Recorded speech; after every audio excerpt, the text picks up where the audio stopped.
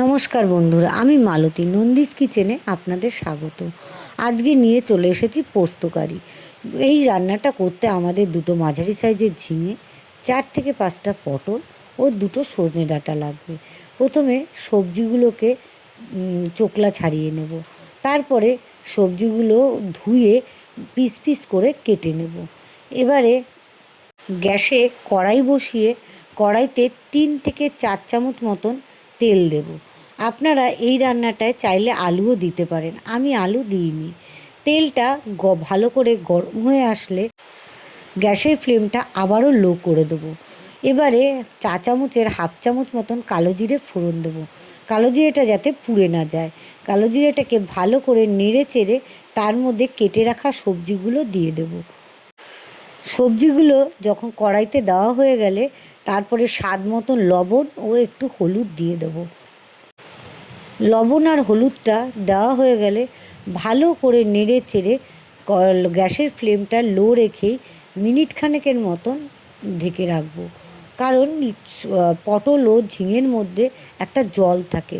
লবণ দেওয়ার কারণে জলটা আস্তে আস্তে পটল ও ঝিঙের থেকে বেরিয়ে আসবে এবং সেই জলেই সজনে ডাঁটাটা সিদ্ধ হয়ে যাবে। আপনারা যদি এই রান্নায় আলু দেন তাতেও আলাদা করে কোনো জল দিতে হবে না। ঝিঙে ও পটলের জলেই সবজিটা সিদ্ধ হয়ে আসবে। এবারে সামান্য কড়াইটা মিনিট খানেকের মতন ঢেকে দিয়ে আমরা আরেকটা পাত্রে 2 চামচ পোস্ত, 1 চামচ সাদা তিল, 3 থেকে 4টে কাজু, 4 থেকে 5টা কিশমিশ নিয়ে নেব সঙ্গে। আর তার সঙ্গে অর্ধেক ডাবের শাঁস নেব। আপনারা চাইলে নারকেলও ব্যবহার করতে পারেন, আমি নারকেল ব্যবহার করিনি, ডাবের শাঁস ব্যবহার করেছি। এতে করে রান্নাটা বেশি রিচ হবে না, কারণ অতিরিক্ত গরমে আমাদের কারোরই অতিরিক্ত রিচ রান্না খেতে ভালো লাগে না। এবারে মিক্সার গ্রাইন্ডারে মশলাটা বাটতে দেব। অবশ্যই স্বাদ মতন লঙ্কা দেবেন। আমাদের একটু ঝাল বেশি লাগে, তাই আমরা স্বাদ একটু লঙ্কাটা 4-5টা মতন দিয়েছি।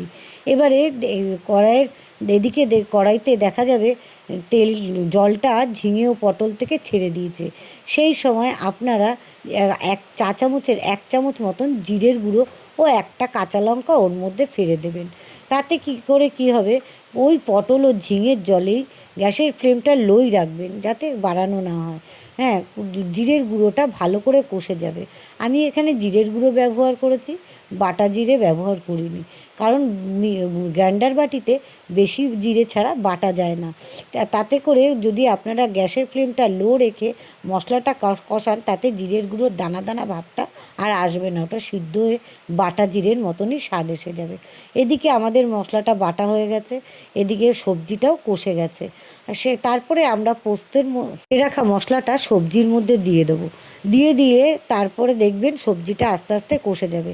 এর মধ্যে কোনো জল মেশানো যাবে না। উপর থেকে 1 চামচ সর্ষের তেল ছিটিয়ে দিলেই রেডি আমাদের পোস্ত কারি। লেগে থাকটা লাইক, কমেন্ট ও শেয়ার ও সাবস্ক্রাইব করে দেবেন।